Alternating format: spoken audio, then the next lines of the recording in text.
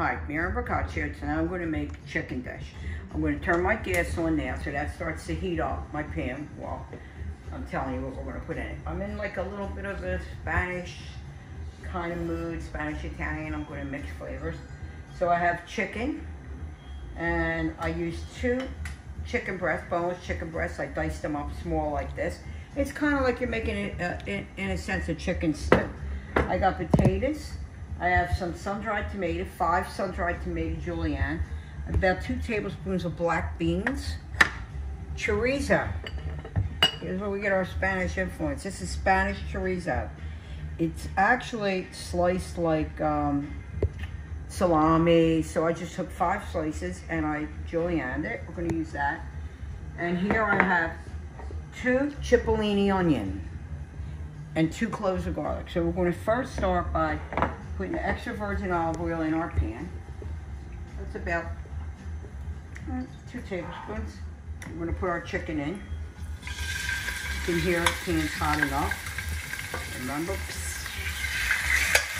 kiss the pan.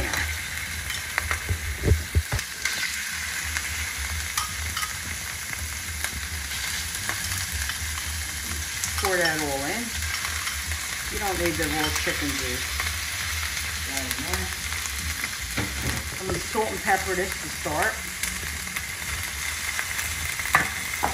I'm going to brown this, then we'll just put the rest of the dish together. You can see the chicken's a nice color. You got a lot of nice brown at the bottom. We're going to suck all that up. So I'm going to turn that off because I'm going to take the chicken out. And that's all flavor. Browning means flavor. And try to cut your pieces the same. You know, I got a couple that are a little bit bigger, but basically they're all the same because it all cooks at the same time if you cut your pieces the same. It's not just for, you know, presentation. It really is about the cooking. So I got enough oil in that pan and the reason why we had started our pan hot is so that we didn't get any chicken stuck there. We got only the brown from the chicken. Okay, so next step, we're going to put in 2 cipollini onions. Spanish would use Spanish onion, but you know, I like to throw a little bit of Italian in there. And they're so close. When I went to Spain, half the dishes that I ate in Spain were kind of like the ones I eat here, or that I had in Italy. So we're just going to get a little browning on this. This is our next step. We want to add any more oil to the pan. So I'm going to make these onions just this color. They don't have to really cook through the cipollini. By the time this is done, they're going to be nice and soft. So I turn my gas off. Now I'm going to use red wine. Don't have any Spanish wine. Remember, you can use any wine you want. You can buy box wine. Don't let anybody give you, oh, you have to be drinking the one that you're using the cooking. Common sense is going to tell you, if you're not going to drink it, you don't want to cook with it. But you don't have to use the best wine in the world, which you probably would want to drink if you could. Okay, so I'm going to leave that off, and I'm going to throw this red wine in. We're going to glaze the bottom of that pan. So that's about a cup. This is Nebbiolo. Italian, one of my favorites. Just the grate that they use for Barolo, which I can't afford Barolo. So,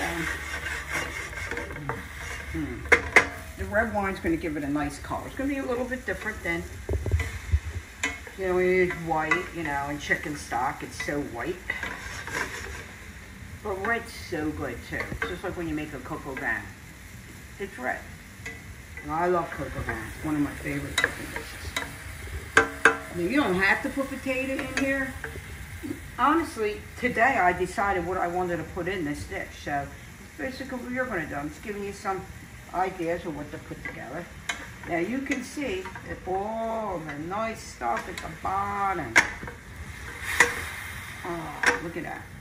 And it's starting to evaporate, so that means you're getting only the flavor of the wine. You don't have a lot of the alcohol. I'm going to put my chicken back in and any juices that come off it. And I have, like I said, 5 sun-dried tomatoes. I have about 2 tablespoons of black beans. You don't want black beans? Use chickpeas. This is coming good. I can see it already. I'm going to add my potatoes. First, we want to salt and pepper right where those potatoes are. And here's the chicken. Paprika. Spanish paprika. Has just a little bit of spice and just a little bit of smokiness, and it's just so good. So we're going to move that around. I'm going to add my chorizo. I got about a teaspoon of parsley, it's dry, and 2 sage leaves. Bay leaves. I'm going to add a cup of water. You have so many flavors in there, you don't need chicken stock. You're going to make, this is going to turn into a stock by the time it's done. Let me see if that looks like enough. Oh, look at that. Can't you just tell what that's going to taste like? Ooh, I'm going to add another little bit of water, just a half a cup. Okay? I'm going to make that boil, then I'm going to put a lid on it. We're going to cook it till the potatoes and the chicken are done, probably about 20-25 minutes. And we'll come back and we'll plate that. It's going to be good. Cooked it on a medium low. I just took the lid off. I'm going to take out the bay leaves. You always want to take them out, so good rule of thumb I try is I count them when I put them in. This is where I remember how many to take out.